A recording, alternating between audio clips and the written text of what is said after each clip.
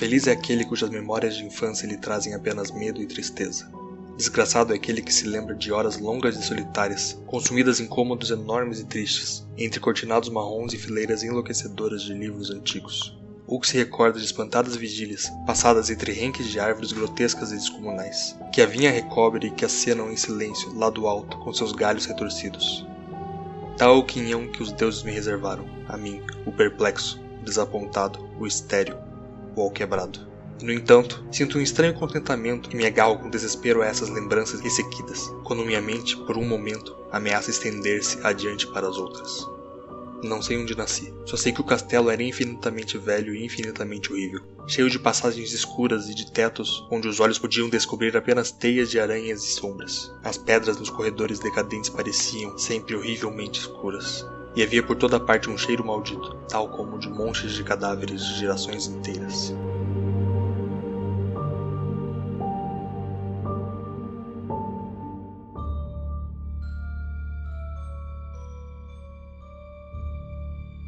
Olá, pessoas esquecidas pelo tempo. Eu sou Daniel, crise de identidade, e sejam bem-vindos ao 16º mais um episódio de Estranha Ficção, um podcast vindo de Aira. E hoje, aqui comigo, estão eles. Eu sou o Gabriel Irafon, e infeliz é aquele cujas memórias de infância. Ok. Eu sou Marcelo, o escalador cego. Subo qualquer torre só no meu tato. Nice. Sou Martinelli, a sombra fantasmagórica da decadência. E quando me olho no espelho, eu também tenho vontade de ir morar no mato. Sabia que alguém ia falar isso. Nice. Eu ia falar do Martinelli, peraí, deixa eu pensar em alguma coisa aqui. Sabia, velho. Aqui quem fala é Pedro do Manto Púrpura. E seria Iranon um verdadeiro forasteiro? Ó, Caralho. é o que vamos discutir hoje.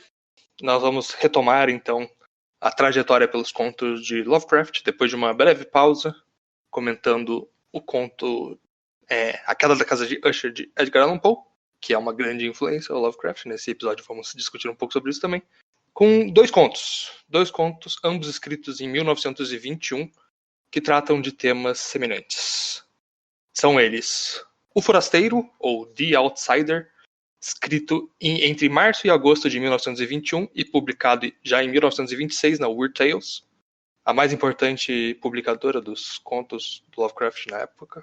E também A Procura de Iranon, ou The Quest of Iranon, escrito em fevereiro de 1921, pouco antes, e publicado apenas em 1935 na revista Galeon, e depois na Weird Tales em 1939, já depois da morte do Lovecraft. Nice. Como eu disse, esses dois contos eles tratam de assuntos semelhantes, que o fato deles serem publicados, deles serem escritos em um momento muito próximo, traz também uma questão para discutir sobre o próprio autor e o que ele quer dizer sobre esse mesmo assunto em cada uma das histórias, né? E que não apenas tem a ver com a filosofia por trás da história, como também o período da vida do Lovecraft, que é quando ele estava ainda... Desde o último episódio do Lovecraft a gente não avançou ainda muito na trajetória de vida do Lovecraft, mas ele ainda estava naquele período de começar a publicar mais em revistas, e ele estava ainda tentando se encontrar um pouco como um autor, né?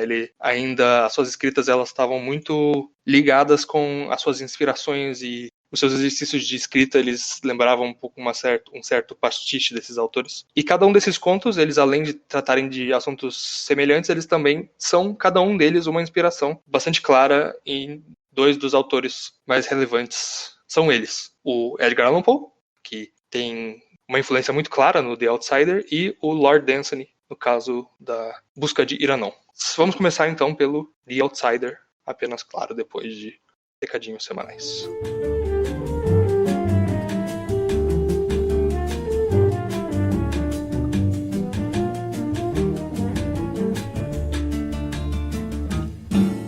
Oi pessoas, passando aqui para avisar que depois de pouco mais de 3 meses, finda-se finalmente o hiato pelo qual passou o podcast, infelizmente por conta de problemas na máquina de edição. Mas retomaremos agora então a publicar semanalmente ou quatorzenalmente os podcasts, então podem se animar porque viremos com mais estranhezas em breve e com temas malucos para os ciclos de episódios. E também avisar que vocês podem, se quiserem interagir mais conosco, nos seguir nas nossas redes sociais Estranha Ficção, sem tio e sem acento, ou no YouTube Estranha Ficção. Agora sigam com o episódio. Comecemos então com O Forasteiro, que eu achei melhor começar por ele, por mais que ele tenha sido escrito um pouco depois, porque ele já faz a conexão com o episódio anterior dessa sequência, que é o do Edgar Allan Poe, né? Foi claramente inspirado pela escrita e os temas do Edgar Allan Poe. Sim. Então, já questionando pra vocês o que vocês acharam assim desse conto. Hoje em dia é clichê, né? Mas eu achei bem legal. Eu curti o conto. Foram as 4 páginas mais longas que eu já li na minha vida. Em parte porque elas realmente eram muito longas. Muito pequena, não tem margem, não tem nada, mas... Pois é, a gente infelizmente tem que apelar à pirataria, né? Mas faz parte. Eu sei que eu tô... Pô, separei 1 horinha pra ler, assim, e daí eu cronometrei. E, tipo assim, pra ler esse aqui de 4 páginas foi, tipo, meia hora, e o outro com 10 páginas foi 15 minutos, sei lá. Sim. Não julguem um livro pelo número de páginas. Julguem pelo tamanho da letra. Mas esse conto, eu acho que o título ele foi muito mal traduzido. Eu também acho. Sim, nossa. Porque The Outsider traz uma vibe diferente, tipo, é mais do estrangeiro, ou tipo... acho que é mais o estrangeiro. Algo nessa vibe, né? Não, mas se fosse o estrangeiro, o Lovecraft não ia curtir. Isso não é engraçado, gente. Mas enfim.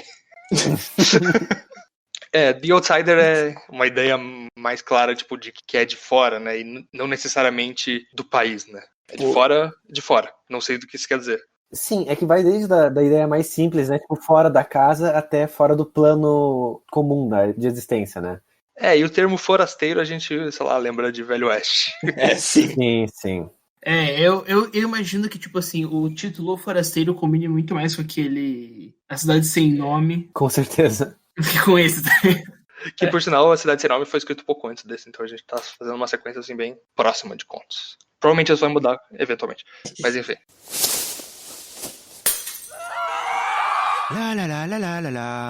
O que eu acho engraçado nesse conto é que ele é curto e extenso ao mesmo tempo, né? Curto porque acontecem poucas coisas. Mas o Lovecraft, acho que seguindo a tradição do Edgar Allan Poe, ele é bastante descritivo, né? Então acontece pouca coisa em muitas páginas. Então, eu não sei se eu concordo tanto, porque tem, tipo, ao mesmo tempo que acontecem poucas coisas, tem toda essa carga de temporal, tipo, o que aconteceu com o protagonista para ele chegar até ali. E tem ele descrevendo isso e, tipo, meio que dando entender o que tá acontecendo para chegar na situação que ele tá. Sim, A história começa com essa frase, né, que ele diz, né? Infeliz aquele cujas memórias de infância lhe trazem apenas medo e tristeza. Como o Gabriel citou pela metade. Sei lá, eu acho que é uma frase até meio óbvia, né? Porque não vai ser feliz aquele que... Feliz aquele que sofreu na infância, sei lá. Mas assim, às vezes o Lovecraft ele tava ali, né, fazendo escrevendo a biografia dele, mas virou um conto, né? Então, isso é inclusive... Quando que ele não faz isso? Então, essa é uma análise muito recorrente desse conto, mas é discutível, sabe? Se ele estava mesmo tentando fazer uma análise pessoal. Mas a gente discute isso mais pra frente. Seguindo pela história, o que é esse cara, né, que tá falando sobre a infância dele? Bom, ele é um sozinho, né? Um solitário, que não sabe ao certo a origem dele e mora num castelo afundado numa floresta maldita, assim. A floresta absolutamente alta, escura e é uma floresta muito densa que faz com que não entre luz. E ele vive lá eternamente só com os livros, que é da onde ele tira todo o seu conhecimento, porque ele diz que... Ele fala dessas memórias serem tristes, mas na verdade as memórias dele são muito vagas, né? Ele não se lembra exatamente por que ele tá ali, ele não se lembra quanto tempo ele tá ali. Mas ele vive naquele lugar sozinho, mofado e com cheiros terríveis. E quem foi o filho da puta que construiu um castelo no cu do mundo também, né, velho? O mesmo que deixou um estoque de vela por 40 anos. Deixou, será? A minha resposta pra tudo no Lovecraft é Nyarlathotep. Eu não sei o que significa. Não, ainda ele não tava nessa. Ok. E ele ficava rodeando por esse lugar e falando sobre como ele era triste, como ele sei lá, nem sabia direito se ele sabia falar, porque ele só se lembrava da comunicação e a descrição dela nos livros, né? Uhum. Então, sei lá, é um cara, assim, bem... Ele é o Pumped Up Kicks, né, da escola, só que não tinha escola. Uau. E daí ele vive nessa estrutura, né, que é tipo um castelo, que tem uma torre altíssima, mas que é muito difícil chegar no topo, porque não tem, pelo que eu entendi, não tem uma escada bem formada, né? Tem que ser uma escada, aquelas verticais, e ela é toda destruída. Porque o negócio é tão velho que mesmo, sei lá, a subida pra essa torre Pode ser mortal. Sim. Enquanto ele vai descrevendo, em nenhum momento ele tem um certo surto que ele diz que não aguenta mais viver nessa escuridão e ele precisa pelo menos dar uma olhada na lua pra ele se sentir melhor, né? E que, sei lá, mesmo que ele arrisque sua vida subindo essa torre, é melhor do que continuar nessa solidão e decrepitude. Sim, eu acho que o Lovecraft ele mandou bem nesse conto, porque ele descreve primeiro um ambiente totalmente opressivo, e basicamente a primeira parte do conto é o cara buscando o céu, né? Que é a coisa mais livre que você pode imaginar. Não tem barreira, não tem chão, não tem nada. E a cena, bom, dando um spoiler, eventualmente ele consegue ver o céu. É uma descrição muito bonita, né? Mas aí vira horrorosa de novo, então... Como a gente se comentou, a descrição nesse conto, ela dá uma bela exagerada, né? Sim. Eu não acho em nenhum momento que ele vai demais. Eu acho que ele acerta no ponto. Pelo menos eu gosto bastante quando o negócio... talvez meio rocambólico às vezes até, mas dá bastante personalidade pro conto. Mas é que eu sinto pelo menos que essa parte, por exemplo, dele escalando a torre, né, pra ele conseguir chegar no topo, é até meio confusa de entender, sabe, o que tá acontecendo. Sim, com certeza. Sabe, o que ele tá fazendo, sabe, como que ele tá subindo esse negócio, onde que ele tá? Por que ele fica esfregando a mão, velho? Eu vou dizer que a experiência é confusa pro leitor do mesmo modo que ela é confusa pro protagonista, que tá, tipo, no escuro tentando escalar um bagulho que tá desmoronando. Em busca de um alçapão que não existe, mas ele encontra porque brotou. E ele vai batendo Essa com a parte do cabeça, alçapão velho. é realmente muito confusa. Eu não entendi É muito confusa, cara. Por que Assim, caralhos ele não consegue abrir de volta, velho? Não, pelo que eu entendi, era um rolê meio assim. Tinha uma pedra pesadíssima no topo da torre e ele tinha que passar por essa pedra. Então ele começa a dar umas cabeçadas, tipo, empurrando com a cabeça, apoiando os braços na borda da torre pra ter mais força, pra empurrar, né? Mas depois que ele empurra... Ela, o que tipo, acontece? Parece que ela cai, né? Ela quebra, né? Só que, ele parece que levanta a pedra, daí ele entra, daí a pedra cai de novo e ele não consegue puxar ela pra cima porque ela só parece que encaixou. Foi isso que eu tive impressão, pelo menos. Faz sentido isso. Sei lá. Foi isso que eu entendi, mas é meio confuso. Eu acho muito zoado, velho. E eu tenho a teoria de que, na verdade, ele nem era feio, ele ficou feio aí, tá ligado? Isso é exatamente o que eu ia falar. Ele ficou todo zoado depois dessa experiência, velho.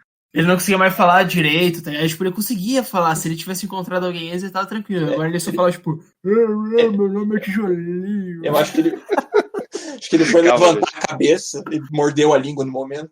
Sim. Bom, e daí quando ele consegue subir na torre, a gente é apresentado o primeiro plot twist, né? Sim. Que a torre não é uma torre que se levantava para os céus, né? Na verdade, ela era um alçapão mesmo, saindo do chão.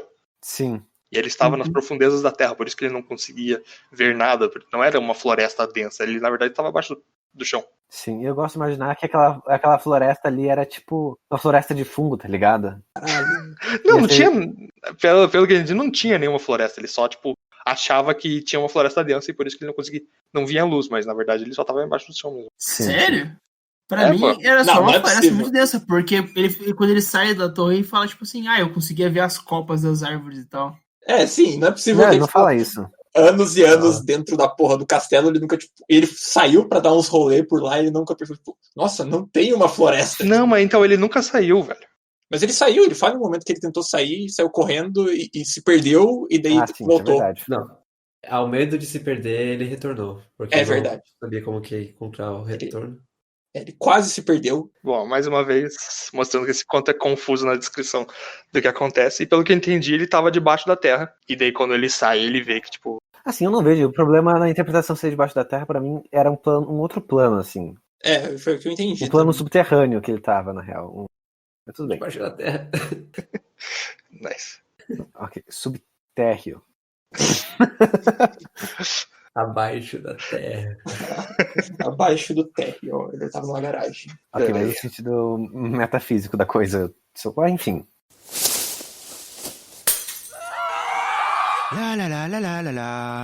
Ter uma confusão mostra que Lovecraft não sabe escrever e obrigado por provar meu ponto. Assim, nesse conto em específico. Assim, sendo bem honesto, o eu lírico ele é muito confuso com coisas que parecem portas, mas não são, né? Bom, Não era uma grade, ele tava vendo, era uma pintura. Aí a pintura parecia que era o lugar onde ele tava. Ia ser muito bom, velho, se fosse só, tipo, uma bad trip. O cara ficou, tipo, vendo Ele bateu aquela a cabeça na pintura. rocha, caiu no chão. So Ash Ketchum is in a coma. Ele está em coma. Teoria do cara em coma, legal. Tá. De um jeito ou de outro, um dos pontos principais que a gente trouxe aqui é de que esse conto é confuso. Vai seguindo, ele finalmente deixa esse lugar e começa a andar por essa região, que lembra ele vagamente memórias muito obscuras que ele possuía, né? Sim, sim.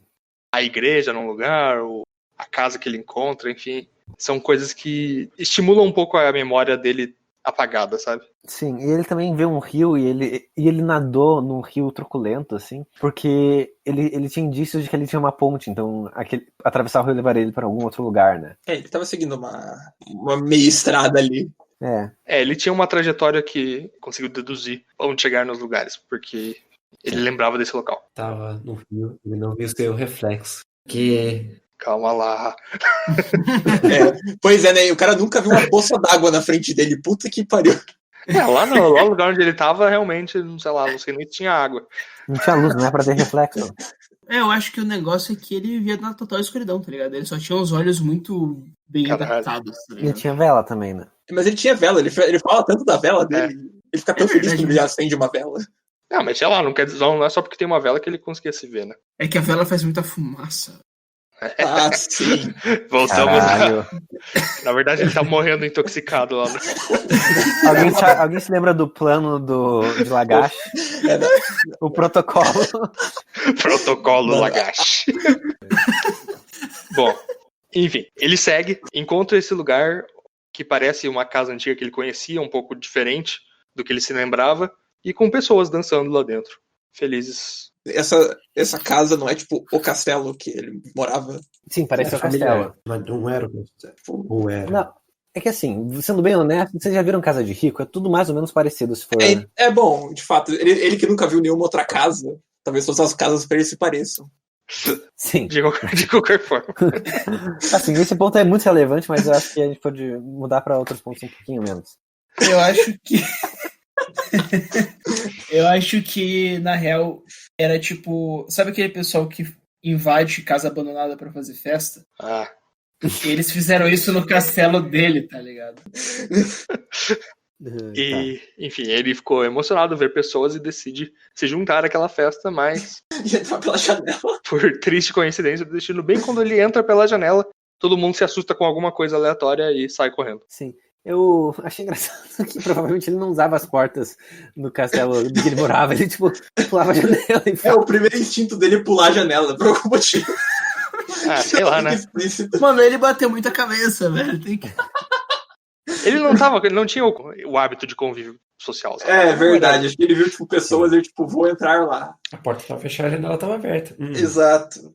Exato. Ele só leu... Ele nunca viu uma porta, ele só leu a descrição de uma porta, que coincidentemente é muito parecida com a de uma janela. Mas ele claramente não entendeu direito porque ele não sabia o que era uma porta ou janela antes. Tá. E vendo aquelas pessoas todas fugindo, e ele queria entender o que tá acontecendo, né? Então ele procura qual seria a fonte desse horror terrível até que ele encontra. Ele se preocupa inicialmente com o que estaria próximo dele para as pessoas fugirem tanto. Exato. O que estava atrás dele fazendo algo alvoroço todo. Isso daí só Caralho, mostra que as pessoas nunca acham que elas são culpadas, né? Não. Mas enfim, ele acaba descobrindo a realidade. Ele vê as pessoas fugirem e ele fica assustado e tenta fugir também. Mas nesse movimento de fuga, ele acaba se aproximando de um arco dourado. Dentro desse arco ele acaba vendo uma figura horrorosa, né? Que deixou ele, inclusive, extasiado, assim, de tipo, meu Deus, que coisa mais horrenda é essa que meus olhos encontraram. Ele sente um cheiro horrível quando ele vê essa coisa e se aproxima desse lugar. Provavelmente um cheiro tão horrível quanto o lugar onde ele morava antes. E ele se assusta, né? Era um bicho horrendo e ele dá uma picada, assim, de, sabe, meio que perdendo a consciência. E nesse movimento ele percebe que tá se aproximando da coisa e ele encosta com os dedos nos dedos dessa tal coisa. Mas ele não chegou a gritar. Não. Ele deixou isso bem claro. Apenas os carniçais da floresta. Pera, no de vocês tá escrito carniçal ou... É os demônios que cavalgam o vento Sim. noturno. Enfim, tradução. Na verdade, o termo certo, até, tipo, não é em português, mas no original é ghoul, que é, tipo, uma Ghoul. criatura... É, uma criatura comum até nos RPGs e tudo. Sim, Um sim. carniçal. Animes. Isso. Ele nota que, na verdade, ele era aquela criatura horrorosa, né? E embora o Lovecraft tente deixar isso um pouco sutil nessa parte que ele entra em contato com o espelho, ele deixa bem escancarado depois, na última linha do conto, ele deixa bem escancarado com o espelho. Ele explica, né, que ele encostou no vidro polido. Sim. Eu, quando li esse conto, eu pensei que era uma história de lobisomem pelo rolê de, tipo, lua cheia e tudo mais. E daí, meio que eu pensei que não, Lovecraft não é um cara dos lobisomens, né? Isso daí é Stephen Meyer, escritora de Crepúsculo. Comparando atores do mesmo quilate aqui. Sim. Eu tive uma visão parecida com a tua, mas eu achei que o cara era um zumbi, tá ligado?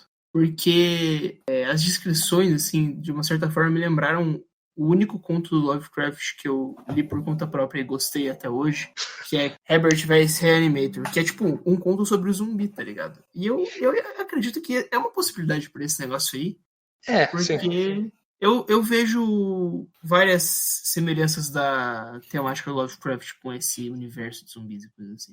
A real é que, sabe, não existiam zumbis ainda, né? Tipo, não tinham inventado ainda o conceito de zumbis. Sim, Até porque o conto do Herbert West foi um dos precursores, sabe? Exatamente, isso. O que eu quis dizer é meio que, tipo, esse conto também é meio que um precursor disso, nessa ideia do cara que não sabe como ele chegou lá, é fedido e feio pra cacete. Por quê? Porque ele tem decomposição. Falta de Então, embaixo da memória. terra, às vezes ele era tipo um cadáver, né?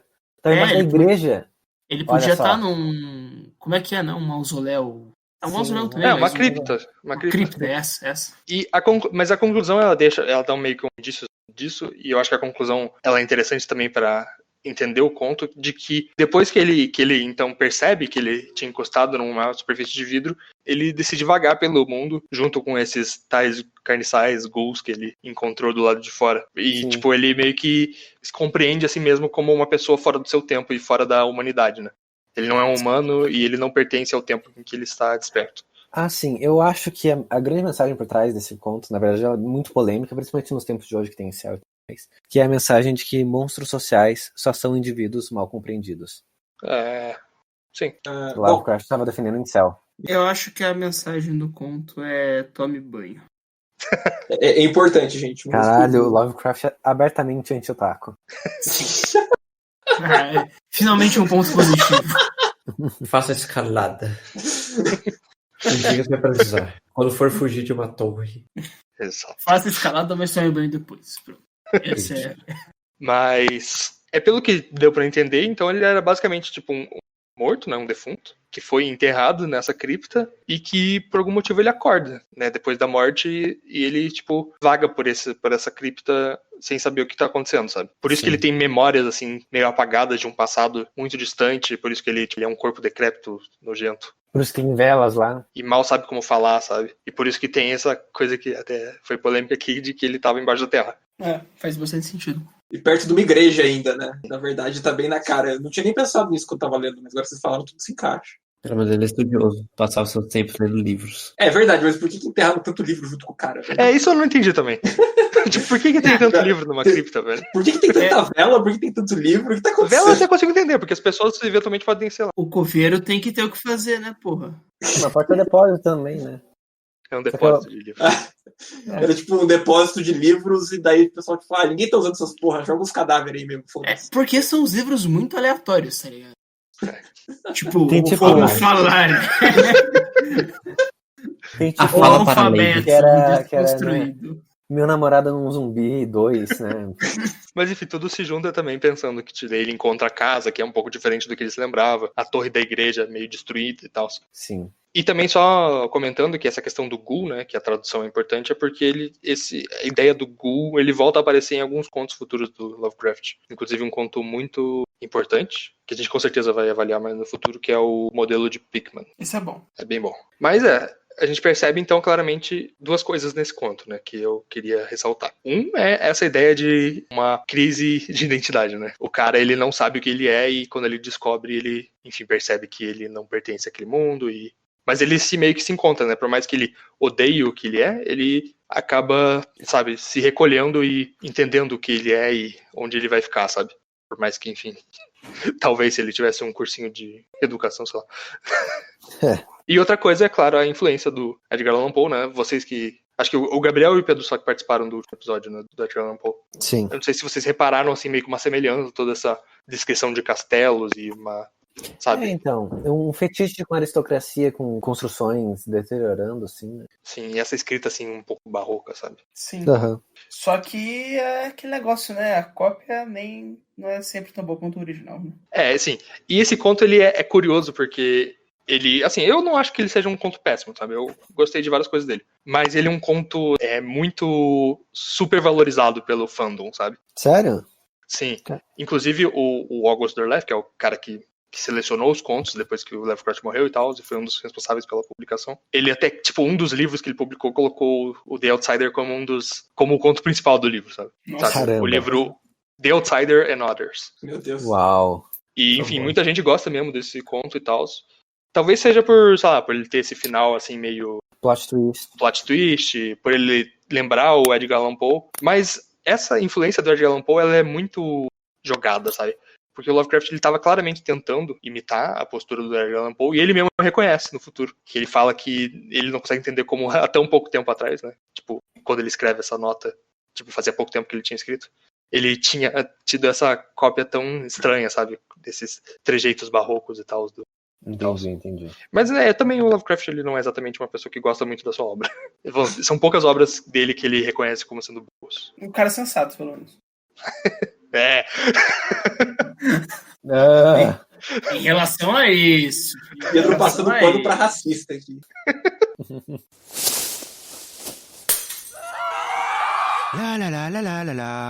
E bom, antes da gente retomar então essa discussão mais geral, a gente vai agora para o próximo conto, que também traz um pouco por essa ideia. Então seguimos para A Procura de Iranon.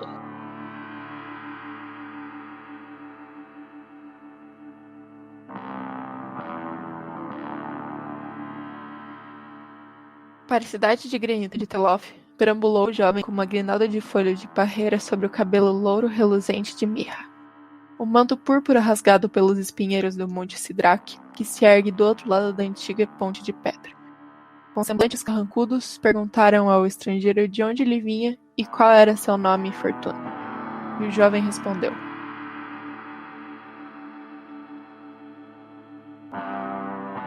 Sou Iranon e venho de Aira, uma cidade distante da qual só me lembro vagamente, mas que procuro reencontrar.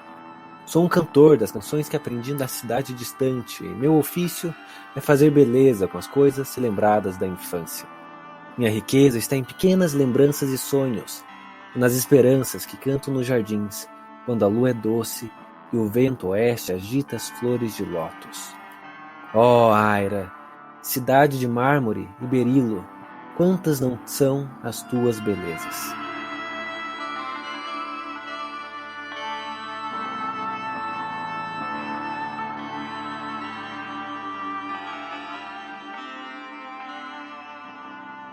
Eu curti muito esse conto, na moral. Eu também gostei mais do que o The Outsider. Ah, bem mais. Nossa, é muito massa, cara. Ele faz uma construção de mundo muito legal. Esses mundos que ele cria meio de sonho e coisas místicas, assim, eu acho que o Lovecraft faz bem. Sim. Ele é bom em criar nomes e, tipo, estabelecer relação entre as coisas. Tipo, várias nações, elas conhecem umas às outras e tipo, lembra um pouco a estrutura do conto, o navio branco, que é basicamente um viajante que vai para vários lugares diferentes e ele tem experiências diferentes em cada lugar. Então... não é por acaso que esses contos eles são meio que agrupados no Dream Cycle, né, como foi catalogado, né, o ciclo do sonho, que são esses contos que se passam nessas terras místicas, né, nessas terras oníricas. Mas você vê uma diferença que nesse conto, diferente do Navio Branco e vários outros, não é uma pessoa do mundo da vigília entrando no mundo dos sonhos, é uma pessoa que vive já no mundo dos sonhos. Isso é meio que compreendido, assim, digamos, com uma análise mais tentando juntar as coisas como se, sabe, existem pessoas que vivem no mundo dos sonhos e pessoas que vivem na Terra e que acessam o mundo dos sonhos. E esse seria um caso de, tipo, uma pessoa, e tipo, de pessoas que já vivem no mundo dos sonhos e que nem tem nenhuma relação com o mundo real. Aham. Eu não sei se o Lovecraft, até porque esse daqui não é um dos contos mais avançados nessa questão, mas ele já dava alguns indícios de que isso era um universo compartilhado, porque ele cita duas coisas de outros contos, como a cidade de Sarnath, que tem um conto específico sobre ela. Também ele cita o lugar chamado Lomar, que vai aparecer em outros contos, inclusive no Polaris. Nenhum dos dois a gente vai comentar aqui. Ah, infelizmente. Eles são interessantes, apesar de que um deles, ele infelizmente é estragado por parte meio racista. Por puro preconceito. É tão jogado quanto no Call of Cthulhu, ele sendo cuzão com o português, velho. Só que na verdade faz um pouco mais parte do trama, o que deixa pior, sabe? Caralho. Mas de qualquer forma, eu tô falando de Polaris, por acaso alguém tem alguma dúvida. Mas de qualquer forma, o que é essa história então? O Iranon, quem é esse cara? Onde que ele vive, sei lá o quê. O Iranon é um cara com um sonho, né? Ele é literalmente um jovem sonhador que canta e viaja. Ele tá à procura de uma cidade que se chama Aira, e pelas recordações dele é uma cidade em que ele saiu quando jovem, mas ele era príncipe e filho do rei de Aira. Quando cresceu, decidiu que ele buscaria essa cidade pra se reconciliar com o passado. Sim. Vamos embora pra Aira, lá sou filho do rei. E ele descreve nessa cidade com várias coisas assim belas, de tipo luzes e canções e, sabe, coisas que parecem, claro, meio que um mundo de conto de fadas, né? Sim. Por ninguém trabalha, todos só cantam. Isso. E eu gosto também que o Iranon, ele acaba encontrando coisas muito bonitas, né? Principalmente na última cidade que ele visita, Onai. Ele encontra coisas muito bonitas, mas na cabeça dele ele fala, mas Aira é mais bonito, né? Então pra ele é um lugar muito Sim. idealizado. Tipo assim, Exato. em Aira tem luzes muito da hora. Daí ele chega na cidade que tem um monte de luzes daí. Não, mas as luzes de Aira são mais da hora. É tipo Curitiba com frio, tá ligado? Não, mas Curitiba é mais gelado. Não, porque em Aira.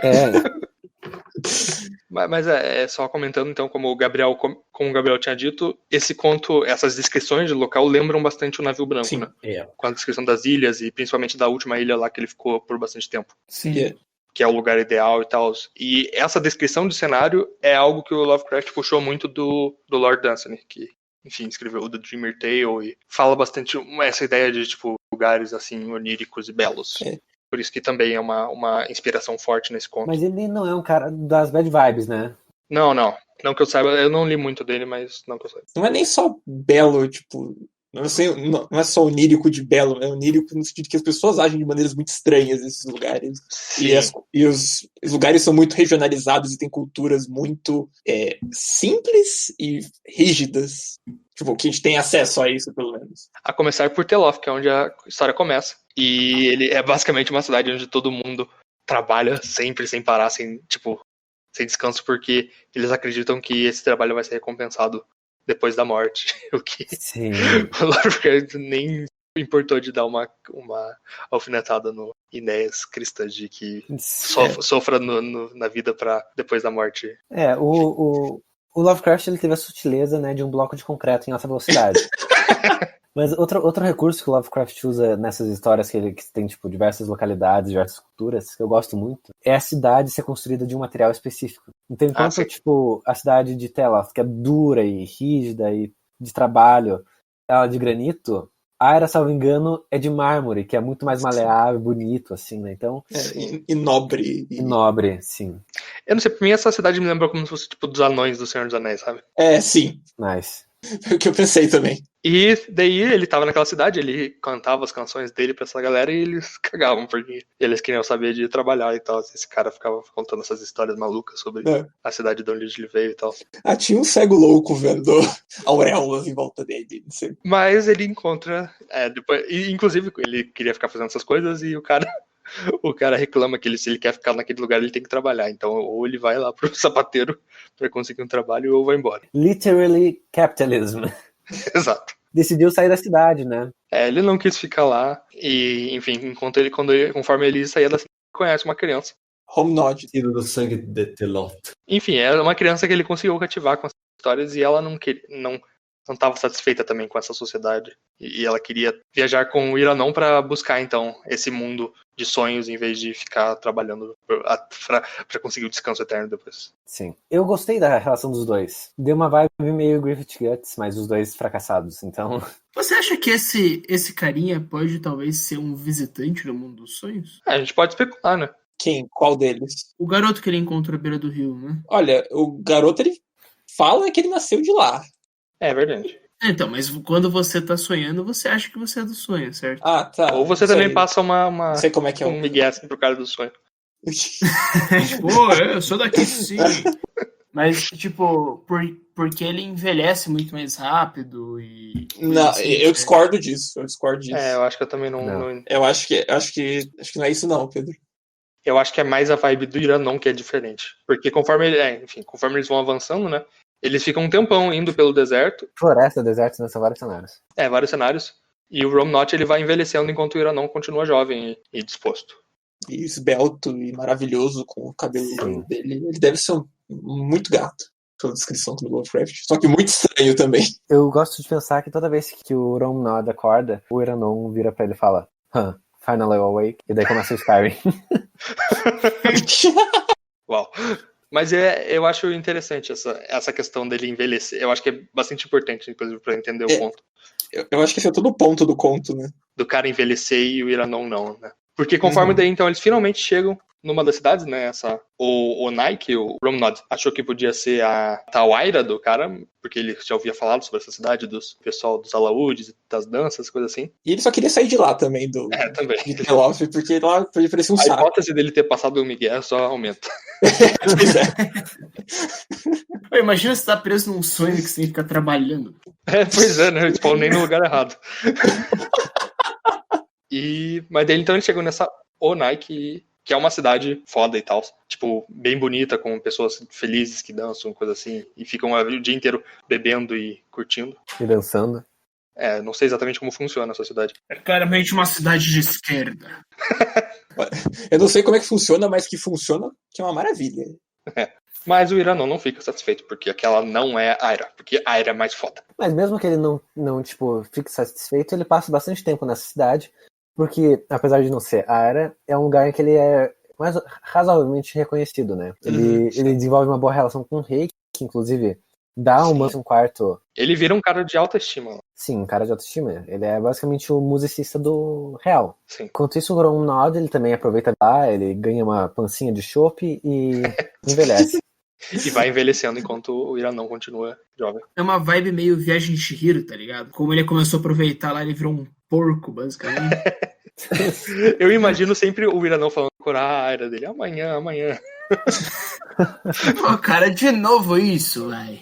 Porque ele descreve que conforme o cara vai engordando e vai ficando mais com a cara rubra de tanto beber, ele vai perdendo também essa vontade de conhecer os lugares, né? Ele vai perdendo os sonhos que ele tinha desenvolvido junto com o Iranon, e ele fica, sabe, de boa lá naquele lugar, ele não tá mais interessado em procurar a Aira. Sim, eu gosto de ver isso daí também com a visão crítica de que o Iranon não envelhece, então ele mantém as mesmas expectativas de vida.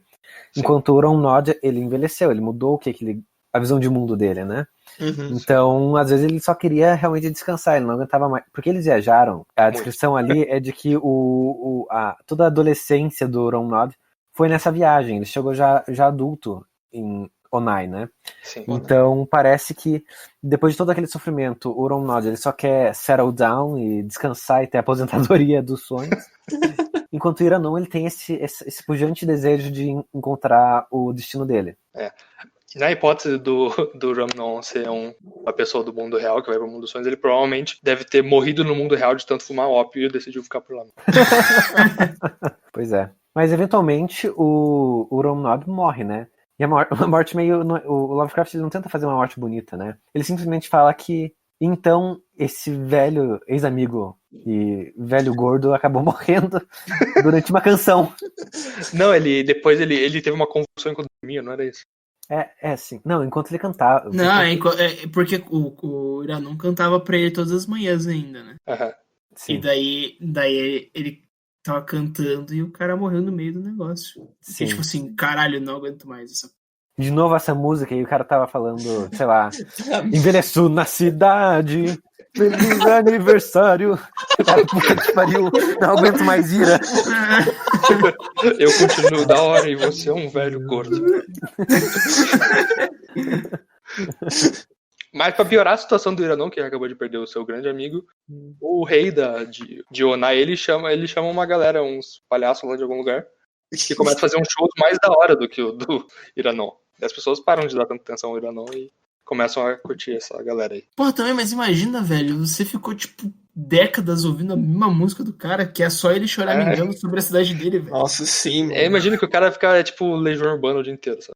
Cara, talvez esse Iranon, ele seja tipo o Chororó, mas só. Fica aqui meu take polêmico. Ok. Eu acho que é mais tipo assim, ele é o cara da Fresno, tá ligado? Porque as músicas dele são tristes e...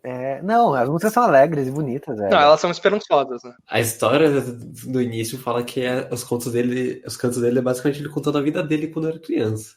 Puta Então, que pariu, é tipo aquarela. Pra mim isso é uma coisa triste, velho. Não, porque ele morava em Yaira, cara.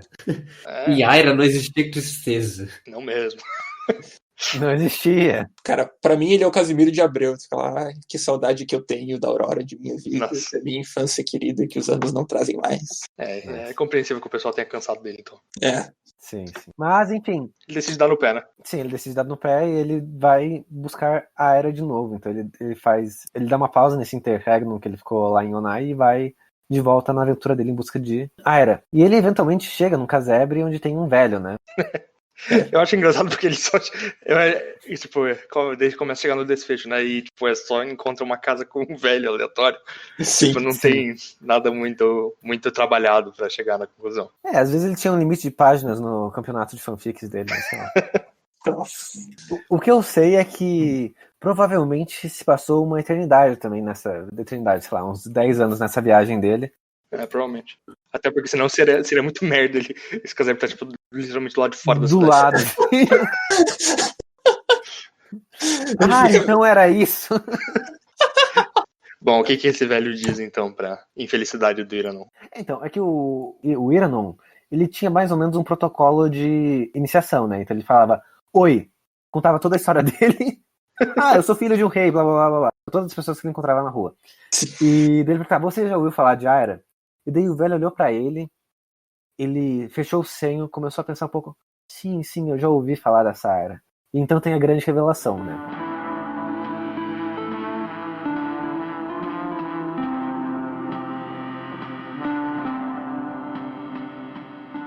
Ó estrangeiro, ouvi de fato o nome de Aera e os outros nomes de que falaste, mas eles me vêm de muito longe, da profundeza de longos anos. Ouvi-os em minha juventude dos lábios de um companheiro de folguedos, o filho de um mendigo dado a estranhos sonhos que tecia longas narrativas sobre a lua e as flores e o vento do oeste. Costumávamos rir dele, pois o conhecíamos desde seu nascimento, embora pensasse ser filho de um rei. Era gracioso como tu, mas cheio de disparates e estranheza, e fugiu quando era pequeno para encontrar os que ouviriam com deleite seus sonhos e canções. Quantas vezes não cantou ele para mim sobre terras que nunca existiram e coisas que nunca existirão. De Aera ele falava muito. De Aera e do rio de Nitra. Jamais existiu uma cidade de mármore de Aera. Nem os que poderiam se deleitar com estranhas canções, exceto nos sonhos de meu velho companheiro de folguedos, Iranon, que partiu.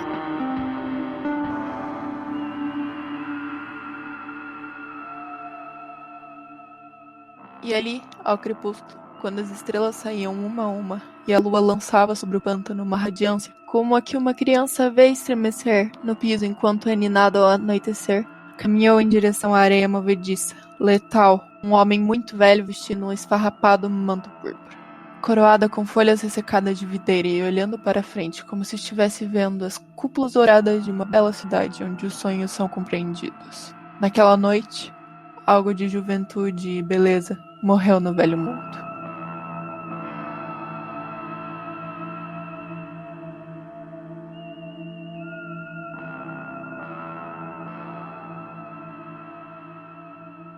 Essa tal Aira, então, na verdade, da onde ele se lembrava disso, era de um garoto que ele vira nascer naquele lugar, filho de um mendigo, e que adorava contar a história dessa cidade que não existia, né? Ele falava sobre todos esses cenários lindos e tal, de esperança, que ele vinha de lá, ele era o filho dele e tal, mas ele era só um cego louco. E o nome dele era Iranon. Caralho. Se alguém precisava de algo pra ter certeza. De novo, ele com a sutileza de um bloco de concreto. E aí o Iranon quebra completamente. Completely broken. De um jeito assim, nunca antes visto. O cara, tipo, simplesmente, tipo, a cara dele vira estilhaços de vidro e ele anda em direção ao horizonte. Mano, é aquela cena do Indiana Jones do cálice. Envelhece e capota. Assim, ele até comenta que ele começa a ficar, tipo, velho e ele vai andando em direção a uma lama movediça e se afunda lá. E morre. Meu, mas essa cena é muito foda, assim. Sim. A gente tá brincando, mas eu achei ela muito foda. Eu gostei muito da conclusão. Foi, tipo... sim, a frase que diz no final, né? Sim, naquela noite, almo de juventude, beleza? Morreu no velho mundo. Parabéns, Lovecraft, às vezes você consegue fazer 2 palavras bonitas. Que, mais uma vez, então, é um conto que fala sobre você não saber quem você é, né? Mas nesse caso, tipo, a mentira nesse caso, tipo, o fato de ele não saber quem ele é, não é algo ruim como é no outro conto. É algo, tipo, esperançoso. O fato dele achar que ele tem um lugar pra chamar de lar, um lugar bonito pra ele ir, é o que mantém ele vivo, é o que mantém ele querendo ir atrás de coisas novas, é o que mantém ele jovem, tipo, fisicamente, até esse ponto do conto. No momento que ele perde essa esperança, ele literalmente morre. Então, mas isso daí é engraçado. Lovecraft, ele tratou no começo do conto de uma ideologia, né? A ideologia cristã diz que você tem que sofrer no mundo para daí viver feliz no céu, que é a parte lá daquela cidade de granito. Mas o Iranon, ele é o extremo oposto, né? O sonho dele é na Terra e isso permite com que ele viva bem.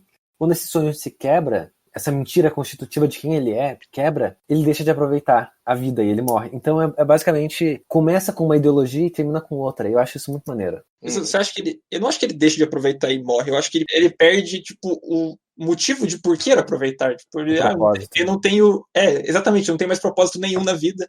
Então, já que eu não tenho propósito nenhum, eu vou me matar. É basicamente o que ele faz. Sim, sim. E é o que eu acho tão interessante, assim, nos 2 contos, né? Por eles serem tão próximos, tipo, e cada um deles ter uma vista, assim, meio diferente do mesmo assunto, né? Porque o Iranon, quando ele descobre, assim, o que ele era de verdade, ele, sabe, ele existe de tudo e morre, né? Já o Forasteiro, né? Quando ele descobre o que ele é, meio que, tipo, ele meio que se entende, né? Finalmente. Ele tava perdido naquele lugar, e o que ele descobre é muito pior do que o Iranon, né? Ele descobre que ele era um zumbi escroto. Mas ele... É que assim, né? O Forasteiro, ele aceita viver sem propósito, né? Enquanto que o Iranon é um cara que... A vida dele é o propósito. Então, é mais ou menos nessa linha que eu penso também. Tipo, o Forasteiro, ele nunca teve uma narrativa de vida, digamos assim. Ele sempre foi perdido. Quando ele se vê e ele, tipo, entende o que ele é, ele se encontra. Tipo, não que seja um encontro bom, mas pelo menos ele entende a si mesmo. No caso do Iranon, ele tinha essa narrativa, ele tinha essa ideia de quem ele era, e daí ele perdeu. Então ele meio que fez o caminho reverso, e daí ele morre, porque ele não aguenta esse choque. Meu, mas sendo bem honesto, seria um puta prelúdio se, tipo, ele ao invés de desistir, ele falasse, eu vou construir meu próprio castelo. E daí Berserk, tá ligado? Caraca, o Iranon, na verdade, é o verdadeiro forasteiro. Caralho. Exatamente, obrigado. It all comes back together. Mas a grande questão que fica aqui é: você prefere ser um zumbi ou um louco? Nossa, eu sou total Iranon, total. É que, será que ele é louco? Porque ele parece que ele era uma criança que, tipo, se convenceu de algo, sabe? Mas ele é capaz de perceber que ele tava iludido, sabe? Se uma criança se perde no seu mundo imaginário e acha que tá vivendo nele pra sempre, ela é louca, ué. Sim. E no momento que ele se encontrou, ele desistiu. No momento que ele soube o que ele era... Como diria Nietzsche, aquele que não podia ouvir as músicas disse que os que dançavam eram loucos. É uma parte interessante também de que enquanto ele acreditava que ele era aquilo, ele meio que, de certa forma, era. Porque ele acreditava que ele era um cara foda, que vinha de um lugar distante. E quando ele passava nos lugares, ele super cativava as pessoas, sabe? Ele literalmente virou um filho do rei, né? Sim, ele foi abrigado naquela cidade e tal. ele meio que tinha chegado naquele lugar, sabe? Só que, Sim. tipo, por acreditar que ele era o que ele era, ele meio que chegou, sabe? É que nem aquela frase que super piegas do Twitter de que, não sabendo que era impossível, foi lá e fez. e descobriu. Muito bom.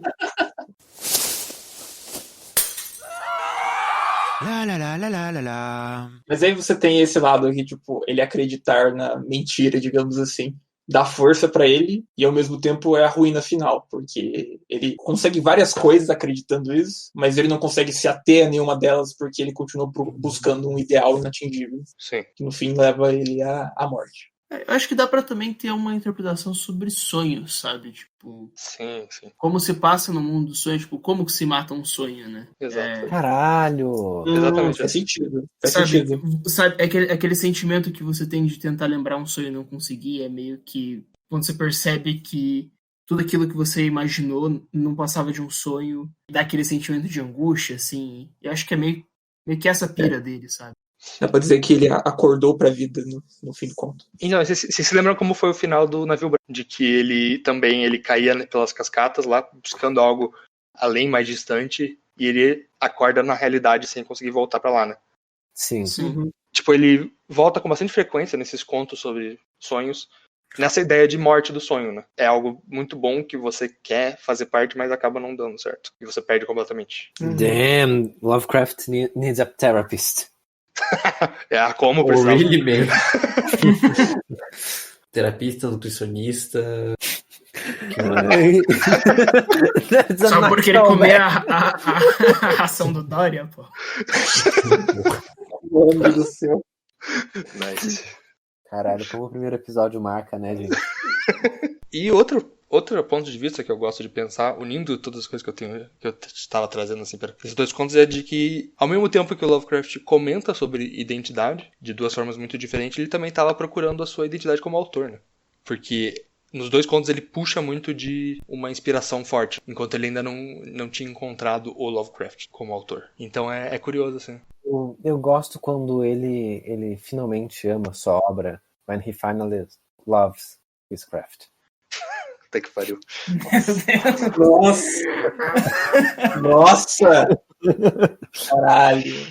Mas são duas visões sobre o autoconhecimento. Vocês são mais Iranon, são mais forasteiros, são mais Romnod? Não, total Iranon. Total. Total Romnod, só quero encher o cu de cachaça. Nossa, sim, velho. Até ficar velhinho para fundo. Mano, essa cidade tá boa, caralho. Deixa eu beber, irmão.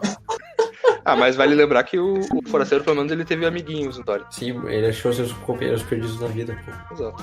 Mano, ele literalmente achou o 4chan, velho, onde tem outros incels. Isso, cara. All the other kids with their fun.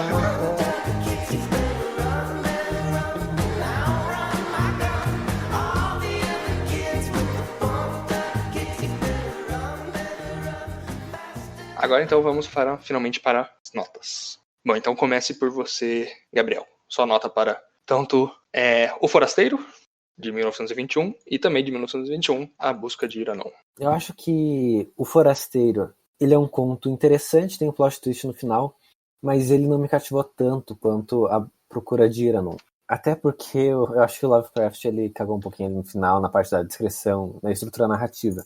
Então por isso que eu vou dar um 7 para esse conto, enquanto que pro outro, o do Iranon, eu vou dar um 8,2, achei um conto muito bom, mas eu só não dou uma nota maior porque o Dani falou que this is not peak Lovecraft, então eu vou tentar segurar um pouco ainda para poder representar bem pro futuro. Beleza, Marcelinho, suas duas notas. Pro Forasteiro, pra mim é um conto que eu consigo visualizar mais o Lovecraft, porque ele é mais realista.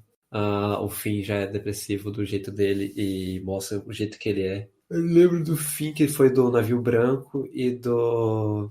sobre Innsmouth. O fim é um pouco mais semelhança, onde que o cara só aceita o que ele é e segue a vida. Então, pra mim, o Forasteiro leva um 8. Já não é muita questão do conto não ser bom. Sei lá, eu não prefiro, não me encontro com eles. Eu dou um 6 pro Iranon, porque pra mim, o dos sonhos eu me perco. Porque eles sempre estão viajando, perdido, indo, voltando. só aceitando que aquilo dali é mais belo que isso e que aquilo não é, tipo, Entendi. pra mim não vai. Ok, então, Martinelli. Ok, o Forasteiro eu gostei bastante de ler, eu gostei muito das descrições, gostei muito da maneira como ele constrói o personagem, eu fiquei com muitas perguntas durante enquanto eu li o negócio, a maioria foi respondida discutindo aqui com vocês. Eu gosto muito da conclusão, eu gosto desse momento, ele bate e, tipo, se encontra, se percebe como o ser torpe, deformado que ele é, e esse é o momento de virada e ele, tipo, não é ruim que isso aconteça, tipo, é uma experiência ruim, mas que faz ele ser uma pessoa melhor, um ser melhor, tipo, ele consegue progredir a partir disso. Eu me identifiquei bastante com esse momento. Minhas críticas desse conto são que, tipo, por mais que tenha gostado da descrição, às vezes ela é confusa demais, eu não consegui entender o que estava acontecendo. Mas, tipo, tudo bem, ele está confuso, mas ainda assim, algumas só falha. Eu vou dar 8 ghouls mal traduzidos. Então, pro próximo, pro Iranon, pra viagem, a busca de Iranon. A busca de Irineu. Você não sabe nem eu. Caralho, o Martinelli quebrou, velho. A busca. Caraca. Irineu. Se ele chamasse Irineu, seria sensacional. Ele chegava no velho, ele falava, eu sou o Irineu. Sabe onde fica a ira dele? Irineu.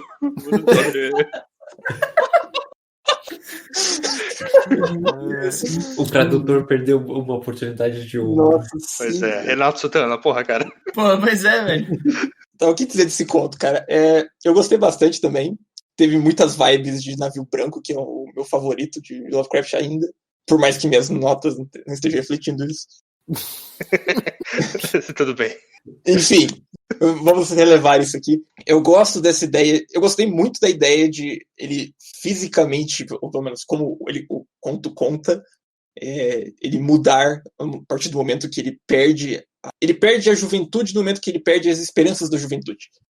Eu gostei muito dessa ideia, eu gostei de novo, das descrições dos lugares estranhos e com essas culturas bizarras e isolados, regionais, que tem sempre com os mundos dos sonhos. Eu gostei muito da conclusão também, que é tipo, ele abandonando a ilusão, e no caso ele não consegue suportar. É bastante cínico, mas faz parte.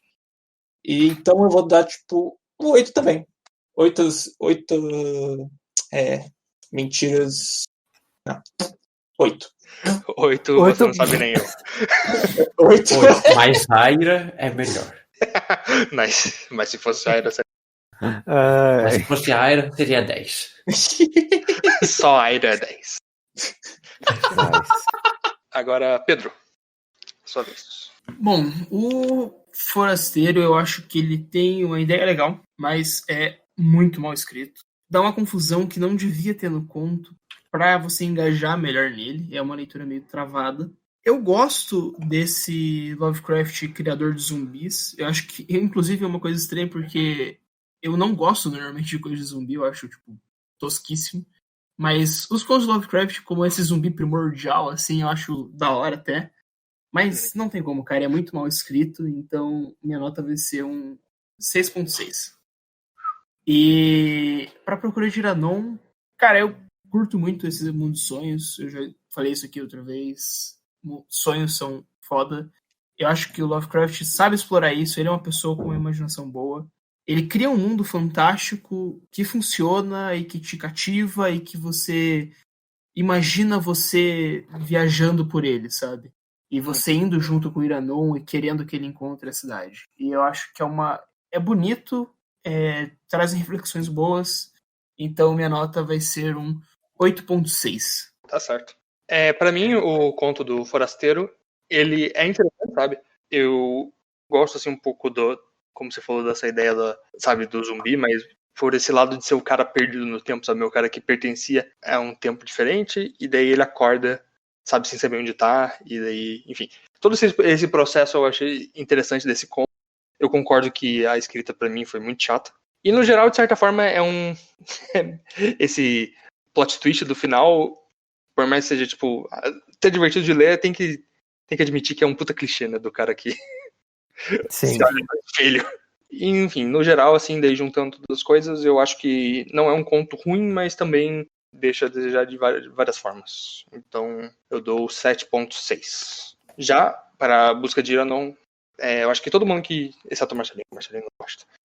Todo mundo que curte essa vibe do Mundo dos Sonhos, porque ela, sei lá, ela dá uma sensação boa, sabe, de você se imaginar viajando por esses lugares e tem uma descrição, assim, meio fantástica, sabe, que, digamos que anima um pouco a história e você fica curioso de saber o que tá acontecendo, e o final, ele é um final parecido, né, com plot twist, e ele é mais, sei lá, interessante de ser lido, como a gente comentou, de a forma como descreve o final dele, simplesmente aceitando e entrando na poça e o mundo perdendo um pouco da sua felicidade. Né? Por causa disso, então, somando tudo, eu acho que eu conto até agora um dos sonhos que eu mais curti, dos que a gente comentou, né? Então eu vou dar também 8. De forma que as médias... Nossas médias ficaram, respectivamente, 7.44 e 7.76. Certo. Então, 7.44 a média para The Outsider? Isso. Aqui no Goodreads, como eu falei, é um conto bastante valorizado pelo fandom. Ele tem 4.01 estrelas. Caralho. Que é a maior nota do Goodreads que a gente leu até agora. Bom. Para o Lovecraft. Tá, para comparação seria basicamente 8.2, né? Sim, 8.2. E The Quest of Iranon tem 3.5 estrelas, o que seria 7. As pessoas não gostam muito, no geral. A gente valoriza mais o Mundo dos Sonhos do que a fandom em geral. A gente valoriza mais uns contos bem escritos. Sure. O Marcelinho não curtiu. Tô certo. Caralho, ele mandou literalmente a catchphrase do Naruto. O quê? Imagino. Na tradução em português, a frase do Naruto é: tô certo! Uau. Certo.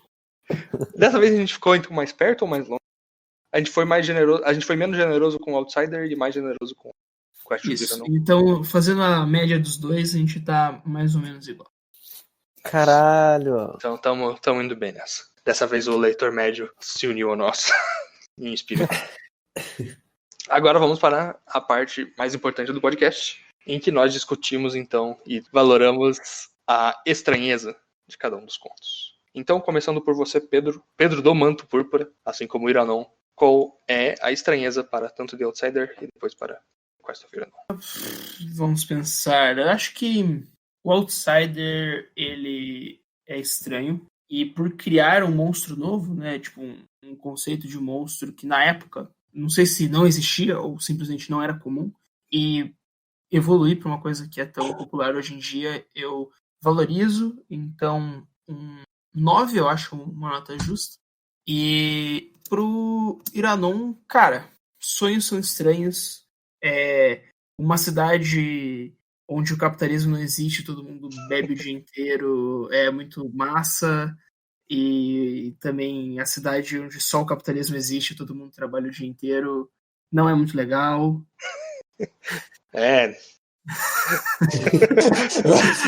Foda, né? Imagina viver nessa cidade. Foda. Enfim. Minha nota 3 acho que também vai ser um 9. Acho que é uma nota condizente. Tá certo. Martinelli, a Sombra Fantasmag. Sombra Fantasmagórica da Decadência, mais respeito. Tá bom. Suas notas. Então, pro Forasteiro, a maneira como a premissa do conto do cara que está preso num castelo cercado de uma floresta e que ele vive ali desde sempre, ele não conhece ninguém, ele só tá preso nesse lugar. Me deixou com tantas perguntas quando eu comecei a ler. Eu achei isso muito legal. E daí toda essa ideia de escalar parede e passar para um outro plano ou tipo, de sair da cova. Então, eu gostei muito e eu achei bastante estranho, então eu vou dar um 8,5, porque, tipo, depois tem até essa parte que é estranho e depois disso meio que, tipo, as coisas ficam normais. Então, a nota não vai ser tão grande. Daí, a Procura de Iranon, e também, de novo, eu tive vibes de Navio Branco, dessa maneira de como ele descreve os lugares e tal. Só que teve... tipo, as descrições eram muito boas e esquisitas, só que não foi tanto, sabe? Era coisas mais pés no chão. E mesmo o plot twist que, tipo, uma pessoa envelhece mais rápido que a outra, não é lá. É só, tipo, essa parte mais esquisita que tem.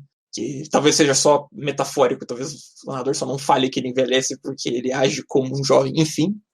Então eu não acho que vai uma nota muito alta, então eu vou dar acho que um 7. Tá certo. Marcelo Escalador Cego, sua vez. Quanto ao forasteiro, a estranheza se mantém com a linha que eu gosto e se perde todo no momento que fala assim, ele tem que subir, vamos cabecear para tentar achar o Tato, como a gente já comentou. E ele ter passado no Rio, não ter visto o seu próprio reflexo, já também, pra mim, é uma estranheza absurda. Tinha uma correnteira. Então eu dou o 9.73. Quanto à procura de Iranon, a estranheza em si tá pela juventude eterna, pelo povo que não gostou da cidade do capitalismo, cara. Quem não queria ser um aprendiz sapateiro de graça, assim? Porra! Mano, Aí eu dou um 5, só porque ele não aceitou ser um sapateiro. Deu uma bela desvalorização. Sim, cara. Ele perdeu muito pra brilhar ali. Mas Mano, tudo bem. tanta gente procurando emprego e esse cara vai lá e nega. Sim. Por sinal, eu esqueci de avisar que a nossa estranheza é de 3 a 12. É, sim. Eu vou ter que compensar o Marcelinho aqui.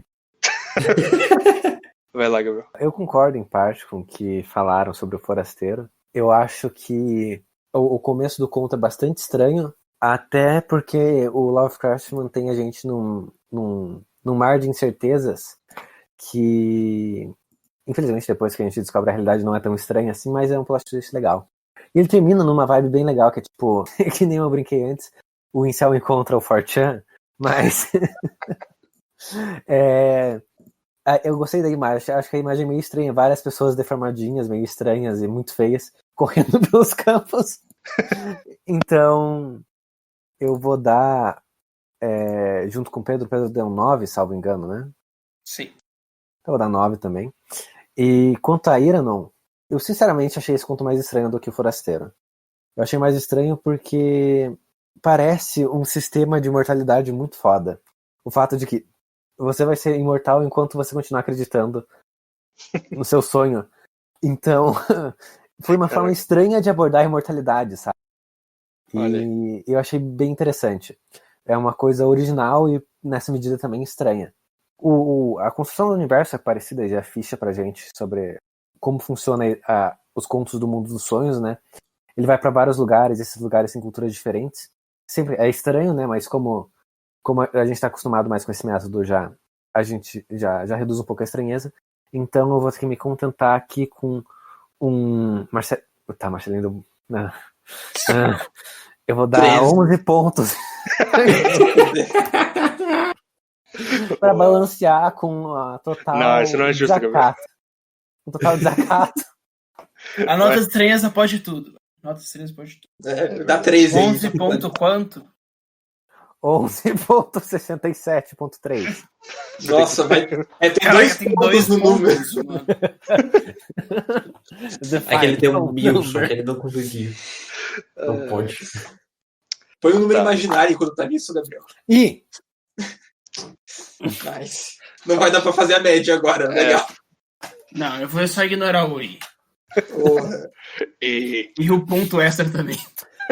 ok. Então simplifica aí e coloca só raiz de -1. Não. eu, particularmente, não achei o do Forasteiro tão estranho assim. Tem uma vibe assim de terror, assim, meio que normal, sabe? Conforme as coisas vão seguindo, sabe? O cara perdido e tal. Eu acho que também, que nem o Pedro falou, vai um pouco pela ideia da ideia desse monstro que ele vai desenvolvendo, sabe? Dos ghouls, que inclusive, como eu falei, ele vai utilizar mais pra frente, né? Nesse conto específico não dá a indicar que os ghouls eles são maus, assim. Eles só querem ficar de boa, né? Pelo menos nesse conto. Os ghouls são maus? Não, tipo, nesse conto não. Cara, os incels são maus, velho. E o Gabriel verdade. fez esse paralelo com os incels. Os incels são realmente escrotos. Os ghouls, eles só queriam ficar sozinhos. Sim. Tudo bem que mais pra frente os ghouls, eles são meio canibais, mas... Caralho, então eles se comem.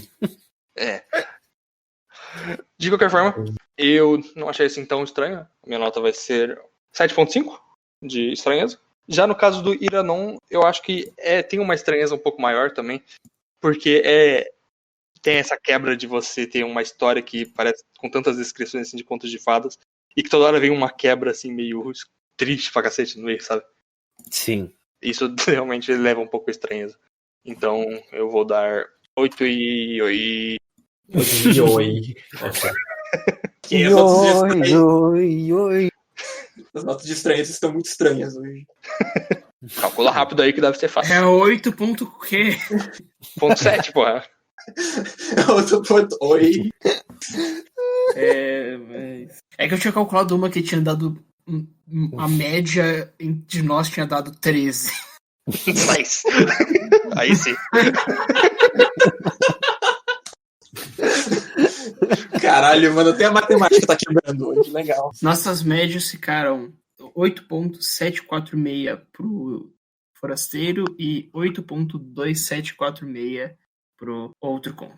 Iranon. Isso, era não. O Gabriel não conseguiu deixar maior a média do... Não. O Marcelinho realmente foi muito cruel. Mas olha que estranho, velho. Se não fosse por um 2, seriam iguais. Caralho. Assim terminamos mais um episódio de Estranha Ficção, o 16º mais um. Mais um episódio na sequência de contos sobre Lovecraft. Mais pra frente nós iremos avançar um pouco sobre um Lovecraft de verdade, não apenas o Lovecraft tentando se encontrar.